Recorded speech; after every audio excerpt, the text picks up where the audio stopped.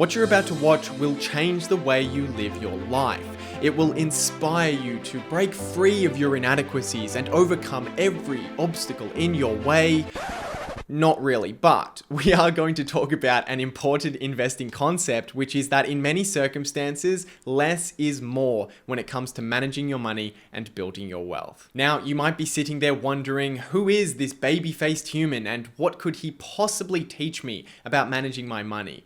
But in fact, I've actually been studying investing and the markets for quite a few years now, and what better place than the internet to share my observations? So that is what I'm going to do in today's video, and I always love hearing from my audience. So if you disagree with anything that I say in this video, or you just want to share your personal experiences, then I highly encourage you to head down to the comment section and leave us your thoughts after you've watched the video. Now, the concept of less is more is certainly not something that is new, and it can be applied to almost every aspect of our lives. However, of course, as someone who has a channel that produces content focused around investing and stock market investing specifically, I thought today that I would share my insights into where less is more, where that principle is applicable to the world of investing and managing money. So I sat down to plan this video and I came up with 3 distinct areas in investing, in stock market investing, where less is more. And those are the areas that I want to talk about in today's video. So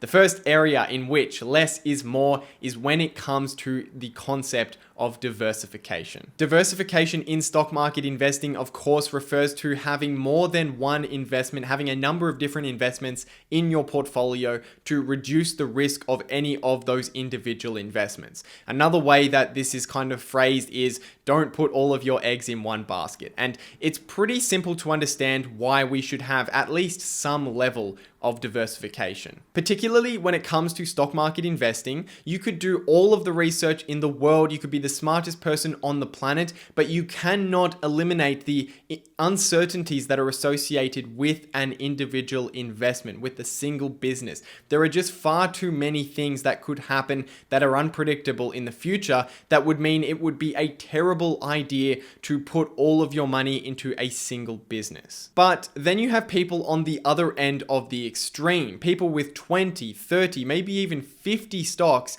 in their portfolio. And there is a key reason why it makes sense to have far less businesses in your portfolio, and why I think having 30 businesses in your portfolio, 30 stocks, is what I would call over diversification. The problem is that if you have 30 businesses in your portfolio, there is no way that you know enough about each business to be confident that it is going to be a good investment for you over the long term. So in other words, you are not putting enough time into each of your investments to know that it is going to deliver to you a substantial return in the future. Take me as an example. Currently, I have about 50% of my total assets invested in 5 individual businesses. And 5 doesn't seem like a lot, but each of those businesses is a highly complex company with many different moving parts in between, even if it's a simple business model. They all have different products and different services. They operate in different industries, and they are subject to different economic factors that influence that business over time, such as labor cost, commodity prices, materials, and many other factors. And on top of all of that, each of those businesses operates in an industry and competes against a number of other businesses that you also need to understand in order to know that the business you're invested in that industry, is the one that is going to thrive over the long term and outperform the competitors who are all doing everything in their power to take customers or clients away from that business. And all of these things that I just listed out, plus many, many more factors, are all things that you need to understand when you're investing in a business. And what it tells me ultimately is that for someone who has a portfolio of 30 or 50 businesses, they probably have very little idea of what they're actually investing in. So for those out there who do have a high number of stocks in their portfolio, here's something to think about. Instead of adding that 51st business or that 31st business to your portfolio, why not just invest more in the businesses that you already understand? Less is more does not just apply to the number of stocks that are in your portfolio. It also applies to the number of times that you are buying and selling out of individual businesses. So in this case, for number 2, we are talking about less trading is in fact more. Most people who put money in the stock market play the stock market like it's some kind of game. Like you're putting money in today and you're going to take it out in a week or a month or a couple of months, and you're hoping that the stock has gone up over that time. That is how most people play the game. And the reason why this is a huge mistake is because what a stock's price does on a daily, weekly, monthly, even a yearly basis is often highly unpredictable and at the mercy of unpredictable market forces, which ultimately means that even if you have done a ton of research and you found a terrific company, its stock could go down substantially in the short term, even if nothing has fundamentally changed about its business. Let's take Facebook stock in 2018 as an example. So in 2018, Facebook stock price went down 40% due to a data breach for some of its European accounts. Now, during this time, did Facebook lose any active users on its social media platforms? No. In fact, its active users continued to grow. Did it lose any advertisers? No.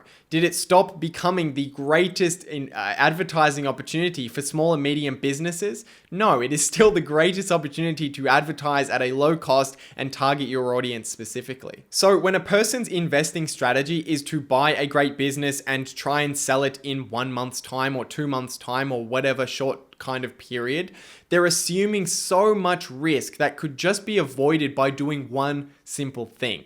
And that is just to hold onto the stock. Because while great businesses like Facebook in the short term can see huge dips in their stock prices or huge volatility in the movement of their stock price, over the long term, if you hold those businesses over the long term, their stock price will reflect the ability of that business to produce cash flow for its shareholders. And if the underlying business is strong, then even through all of the volatility and market price fluctuations, that business's stock price will go up as the business grows. So by simply holding on to great businesses, you substantially increase the opportunity for you to make a good return on that investment. And finally, number 3 for how this concept applies to investing is that you get more out of your money and your investments if you pay less attention to investing.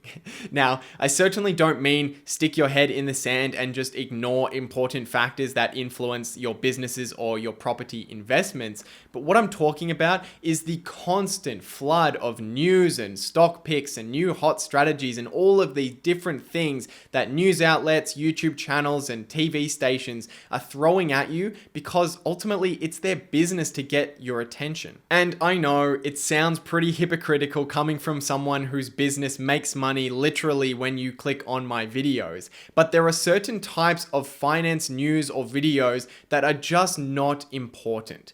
What I try and focus on this channel is around education and improving people's focus in stock market investing and analysis and kind of staying away from all of the constant noise that is going on. But honestly, most of what you see in the finance world from media in finance in particular is stuff that is just happening on a daily basis because things happen in the finance world. But that doesn't mean that they're necessarily things that are important or things that you should be putting in your head on a daily basis. As we spoke about earlier in this video, most of what happens in the investing world, in the finance world on a daily basis is A, unpredictable, and B, not important if you are buying and holding great businesses over the long term. So what that means is that everything that CNBC or any other kind of investing news station, anything that they're blasting out at you on a daily basis and trying to drum up some fear or excitement around the stock market, most of it is stuff that you would be better off if you just avoided listening. Think of it this way. If you had a property investment, or if you do have a property investment, then you wouldn't be waking up every day at 6 a.m. and going on the internet and looking to see what price your property had been reappraised to, or checking the crime statistics to see how much crime was committed the day before to see if it made a 0.1% increase or decrease on the crime rates. Because that's ultimately what it's like for stock market investing. And that's really the nature of the market because because we have this constant price feed where you can see the changes in a business's price on a daily basis, whereas something in the property market, you really can't do that unless you get it reappraised, or really you don't know what its value is until it's sold and someone else is actually willing to pay something for that property to take it off your hands. But when it comes to the stock market, there's just a constant news and things coming out that are pushing stock prices around. So think about your stock investments in the same way you would as a property investment. Most of the time when you have a property investment, there's not really that much you need to do. There's obviously some important things that you need to do occasionally. You have to, think about your tenants and rent and the mortgage and other things like that. But you're not waking up every single day thinking that you might want to sell those property investments or something like that. And most of the time, what I've found is that if you are paying attention to this constant stock market news, you're much more likely to act emotionally rather than on a rational decision basis. These news outlets, they try and drum up emotion in you. They're trying to make you think that you need to do something or that something scary or unknown is coming along. But trust me, there is always something going on in finance. It's never something exciting once you've been through it for a number of years. It's always the same stuff that happens over and over again. And ultimately, if you have a great business, they will survive through those little bumps in the road. So the best thing you can do is just not worry about all of the little things that are coming up about the stock market in general, about the economy, or about your business specifically. So as I mentioned at the start of this video, if you do have any thoughts, if you disagree with me, or you do agree, or you just have some other kind of experience that you want to share, then head down to the comment section and let me know down there. I'll be answering questions as this video goes live, but hope you guys enjoyed this. And if you did and you want to see more content like this, then the best thing you can do is hit that subscribe button. Make sure you hit that notification bell next to it so you get notified when I'm posting. Sometimes you'll miss my videos if you are just subscribed but you don't hit the notification bell, so make sure you go ahead and have notifications turned on. Leave a like if you enjoyed the video, but for now, I'll see you guys in the next video.